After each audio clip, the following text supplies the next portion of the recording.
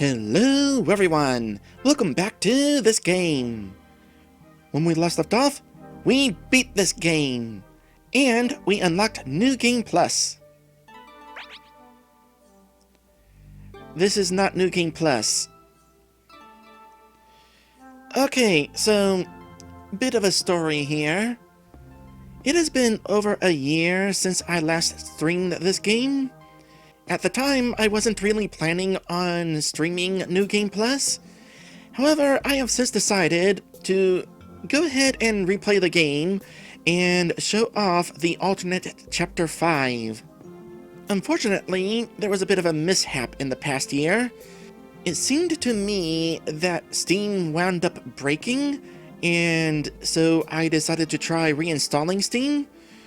Well, as it turns out, Steam wasn't broken. Their servers were just down, which I had honestly never seen before. And unfortunately, what I did not know is that when you uninstall Steam, you also uninstall every single one of your Steam games, including your save files.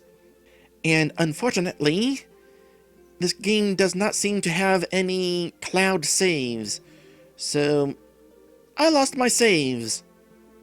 That was definitely a bummer, because I would have liked to have been able to just steamroll through everything on my way to the alternate Chapter 5. However, I've decided to take my misfortune and put a spin on it. Basically, I'm going to do it again, but better. Take the first boss, for example. On this playthrough, this boss took me 5 attempts to defeat. This is the first boss of the game. I have regrets. For one thing, that certainly makes for some bad first impressions. More importantly, this boss is not actually that difficult. Because here's the thing. A few years ago, I played the demo for this game, and the demo includes this boss. In that playthrough, this boss only took me 2 attempts. So, what did I do wrong on this playthrough? Well, I misremembered how you're supposed to fight this boss. So, the Cataractodon's left hand is going to put up a shield, resulting in, if you attack the Cataractodon, the left hand will counterattack you. And I thought that meant that I had to focus on the left hand, or else getting counterattacked. In actuality, no. In actuality, you're supposed to focus on the right hand, because the right hand does not counterattack. And in fact, the right hand is the only hand that attacks. So on this playthrough, while I was focusing all of my attention on the left hand, that allowed the right hand more turns to attack, which of course made things more difficult.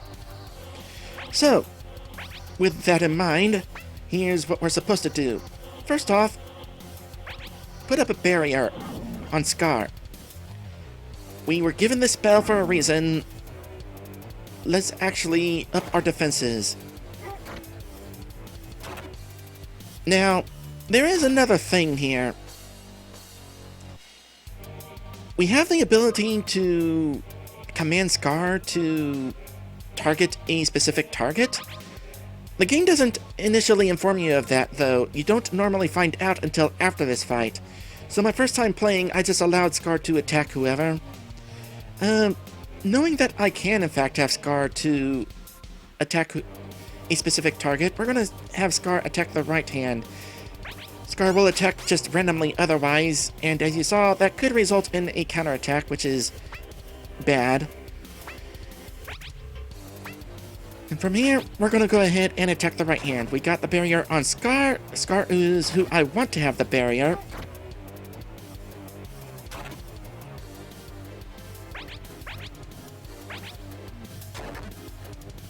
I mean, putting a barrier on myself would also not be a bad idea. But I'm not too concerned about my own health. I got a better healing item than Scar does. Yeah, we're back at the start of the game, which means our healing items are back at their base levels.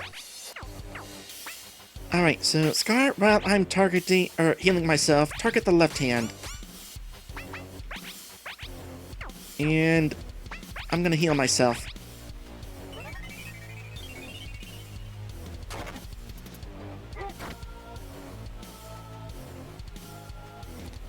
And then I'll go ahead and attack this. Don't attack Scar, darn it. Well, surprisingly, Scar did not heal himself. So you know what? Just in case, now that we've let the Cataractodon's head, it's going to do a more powerful attack, and it'll attack before Scar can. So I'm going to heal Scar.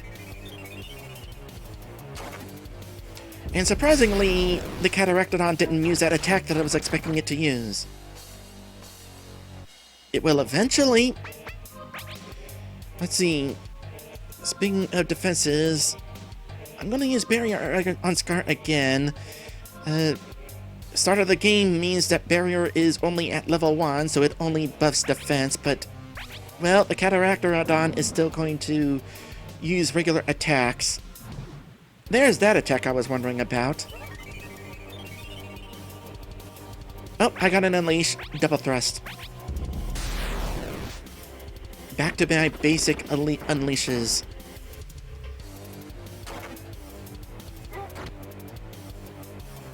It honestly would not be a bad idea to put a barrier on myself, because that thing does hurt hard. So, Scar, while you continue wailing on that, I'm gonna go ahead and put a barrier on myself. Maybe I should have used this sooner, but honestly, I'm not in that bad of a position. I've still got a couple of healing items, a couple of coma leaves. And that puts you in range to be defeated. And that is how you're supposed to defeat Cataractodon. I mean, it is a tough first boss. It is not a cakewalk like you would expect most first bosses to be. But it's not as difficult as I made it seem on this playthrough. I will say, after how much I've been steamrolling everything towards the end of the game, it was kind of refreshing fighting a boss type of boss battle again. Which is actually another reason why I've decided to put a spin on this whole starting from scratch thing, but I will explain that later. For now, we don't necessarily need to rewatch this scene here. Let's go ahead and skip to the next moment of interest. And we're not skipping ahead that far. Zane has just given us a Mana Stone, which we will be putting inside the generator, and that Mana Stone is cursed and will allow the nomads to invade this place. But that comes later. Right now, we have the option of stepping forward if we agree to put the tainted Mana Stone into the generator for the shield. Now, at this point, we don't know that the Mana Stone is tainted, but, you know, playing through this, I figured this has got to be some sort of trick. Zane can't possibly be trusted. So I chose to stay still because, yeah, something was up. However, for this run, as I said, we are trying to unlock the alternate Chapter 5. And I believe that this is going to involve being on Frederick's good side. Because on the first run, I was primarily on Starkus's good side, with the ultimate result being going back to Mana Hill and challenging King Vicar. Now for this dilemma right here, Starkus was against using the Tainted Mana Stone, and then he ran off in a huff. Whereas Frederick was like, hey, we need to use this. So for the sake of siding with Frederick, this time I am going to step forward and agree with it.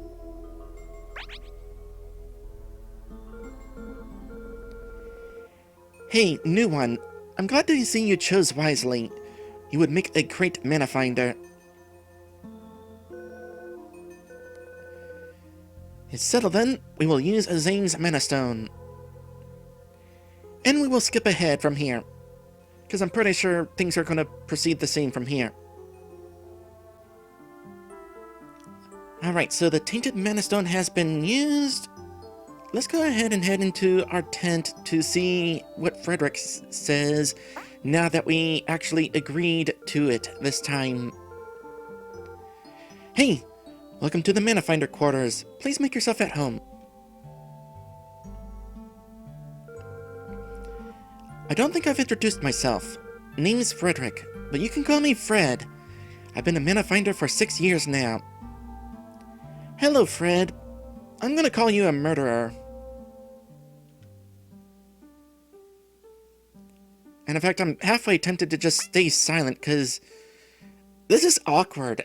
My gosh, this is actually awkward.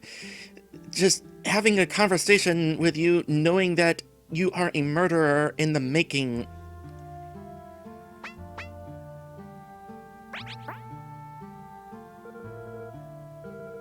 You must be Lambda. The Oracle and Joy-Con told me about you. I am glad you joined our ranks. So, I am glad you voted in favor of using Azane's Mana Stone. Times are dire, and the last thing we need is pride getting in the way of your own survival. Or our own survival. It was nice meeting you, Lambda. Remember, you can use these quarters anytime to rest. See you tomorrow. Yeah, at this point, we can go to bed, which would progress the story, but before I do, there's actually some things that I want to take a look at. First off, there's the story that this lady tells about the creation of Avi, and more importantly about how Vicar became immortal and founded Mana Hill. Now, when I was looking at this scene before, the dialogue was automatic, and in fact it still is during the storytelling, so I didn't really have time to really admire the art that takes place. So I want to take this opportunity to actually look at that now. For example, this scene here, which clearly shows that Avi is flat. Because I was paying more attention to the dialogue, I didn't notice that, and didn't realize that Avi was flat until we literally traveled to the end of the world. More importantly, we have this scene right here. Look familiar? Yeah, it's the same scene as when we arrived to meet the gods ourselves. Except in this case, it was Vicar who arrived in this scene. So, that's kind of an interesting callback there.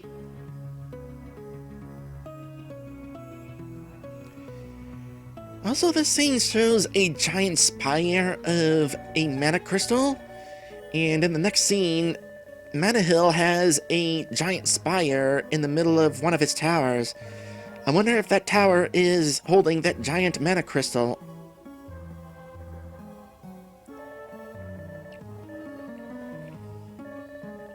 Also, it says here, Vicar continues to roll.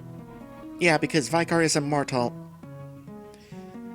Sometimes it takes more than one reading to catch vital information. I mean, there was a lot of lore right there, so there was a lot of information to absorb. Next thing I want to point out, an unusual situation, in fact. So there's a box right here. As far as I'm aware, that box doesn't do anything important. But I'm gonna save real quick and exit the game and reload an earlier save. And I have reloaded to before going on the quest to find the missing Manafinder, Soren. Everyone in town is asleep, so it's kind of empty right now. And apparently, this includes the box here. I guess the box is asleep until later as well. I'm not entirely sure why there's just suddenly a box here. This is actually kind of a handy shortcut to have, as opposed to any other time where I had to walk all the way around this way.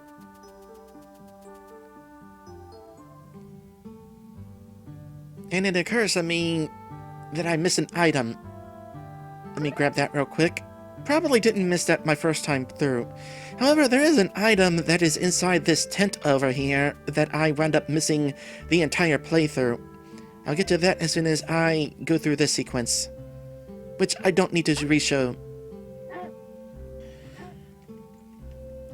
Now seriously, why is this box here? It doesn't do anything. Anyway, going in here, there's an item right off to the side that is admittedly kind of obscured, so it makes sense that I wouldn't notice it during my playthrough, especially since most of the time I would be, like, up here. So what did I miss the entire game? A single coma biscuit. Well, I'm glad to know it's not super important. I tell you what, though. So, here's some good news for myself. I am not streaming anymore. From now on, all of my playthroughs that I will be spotlighting are going to be regular Let's Plays. Why is that good news? That is because as soon as I'm done recording, I'm going to go straight into editing these episodes. As opposed to when I was streaming where I might not look over my recording until a year or more later. And here's the thing. It is easy to miss things your first time through. And often, if I'm editing, that's when I realize, oh, there is something right there that I missed. But because I don't edit my streams until years later, potentially, I don't realize I missed anything until I'm already done playing the game. So, making regular Let's Plays is going to be really helpful in ensuring that I don't miss things as badly as when I was streaming. And this also goes for story segments, because this means that I'll be rewatching certain cutscenes while I'm editing, and thus have a better chance to understand what is going on. Anyway, here's another thing that I didn't know about until actually earlier today. So, there's this message here about becoming a Manafinder. I already knew about this message. What I did not know is that there is another message to the side. Warning! Stay away from the sisters in the south section. They are known scammers. And yet, they are still allowed here? How are they not banished? But I did not expect there to be a second message to this. I figured one billboard, all three spaces probably have the same message. Speaking of these two sisters, so I just played the first minigame with Sol and Mar, and this starts a trend where they try to be stingy about their prizes. On my previous run, I forced them to pay up to fulfill the agreement. But I am kind of curious, what happens if I just accept what they give me? Here you go, and bye.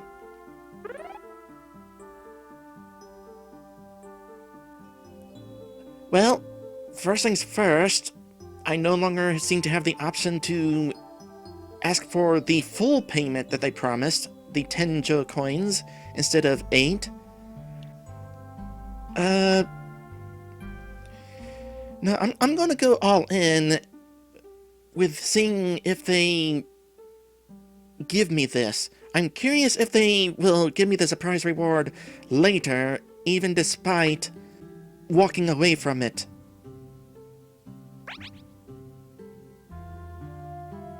I'm also kind of curious, what happens if I talk to you again? Okay, good to know. So I have the opportunity of asking about the surprise reward right now. I will probably create an alternate save somewhere, just in case it locks me out of this at some point. For now, though, they're not going to give me the reward right now anyway, so I don't need it right now. I'm not going to press it. Actually, I just had a thought. Actually, I just had another thought. There were extra bushes here. Yeah, you remember? I even pointed it out. Earlier in the game, there were just 2 bushes, and then later there was just another pair of bushes in front of these bushes. Alongside the crate that appeared by the farming area, that tells me that this town actually changes throughout the course of the game in ways that are actually kind of hard to notice. Well, now that I know that, I'm kind of proud that I noticed the pair of bushes that were here. That is a good catch on my part. I wonder what other changes happen during the course of the game. But anyway, back to my first thought. On my first run, I demanded the full payment and then proceeded to also demand the special prize, and they called me greedy. What if I ask for the special prize without demanding the payment? Will they still call me greedy? You owe me a surprise reward. My, aren't you greedy? No, you're still calling me greedy. Still, you earned it, and the surprise is you're gonna run away. That is not at all a surprise. Well, here's what I'm gonna do. I'm gonna reload my last save, and yeah, we'll see if they are willing to give my prize later. During this playthrough, I missed out on a prize here at Ku's quiz tent here. Ku will give you a special prize if you finish his quiz on your first try. Let's see, there will be a reward for you if you get a perfect score. But he does not mention about there being a prize on your first try. And I did not finish this quiz on my first try before. So I want to find out what happens if I actually finish this quiz on my first try. What is the prize that I missed? It is interesting, by the way, that he asked about the ratfish before we encounter a ratfish. I think this is the only quiz where he asks you a question before you learn all the answers.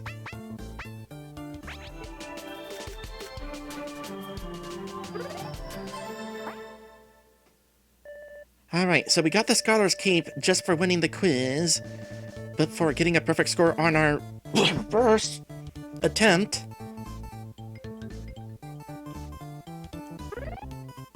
we get a Sugar Cloud.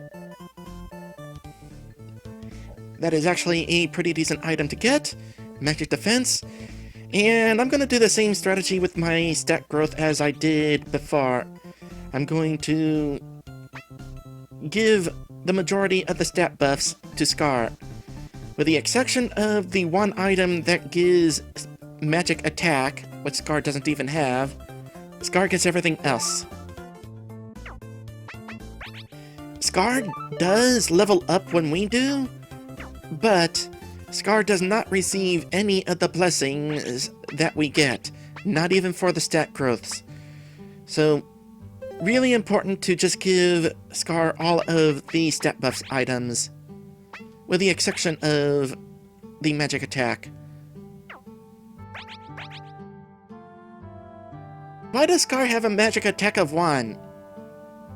That thing I just gave him was for magic defense, right?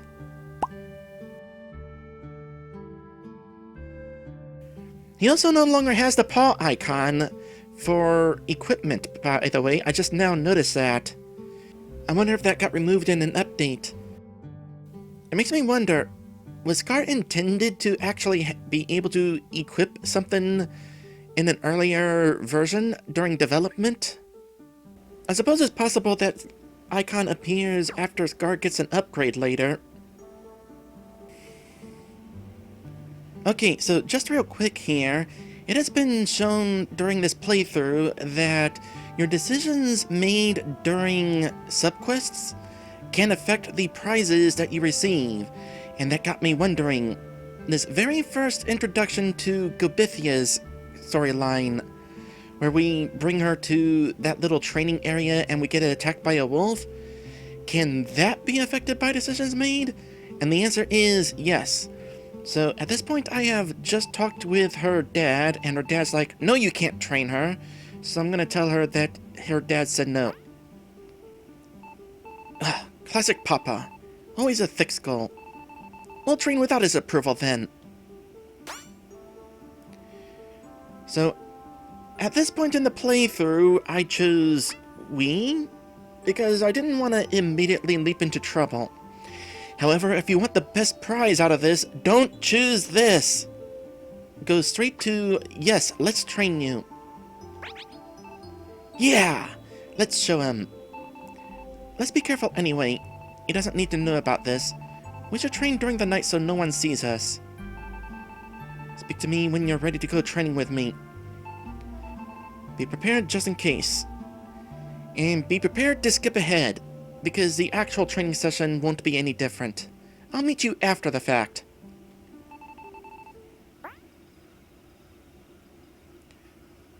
Or during is also important, because we probably do want to ask if she's okay.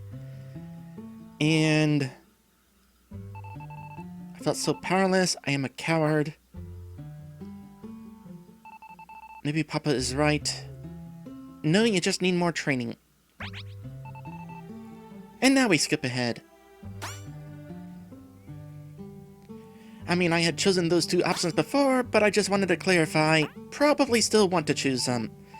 Anyway, you know you did this correctly whenever she gives a big ol' heart whenever we come back. Lambda, you've been a great friend. I'll give you my amulet, which can protect you from being poisoned. Gobithia's amulet. Also 3 antidote herbs, which is what I got before. But the amulet is the big prize here. Let's train again sometime. Let's take a look at this thing real quick. Equipment. Stat-wise, it's not going to be as good as the stat buffing items I already got. But otherwise, an amulet handcrafted by Gobithia herself. Increases poison resistance. So not immunity, but the resistance is definitely going to be good, considering that we're going to be heading to locations that have poison coming up soon. Anyway, that is everything of interest here in town. I command you to revive Soren. Actually, I take that back. Hold on, there is one more thing I want to make note of. Let me again load an older save.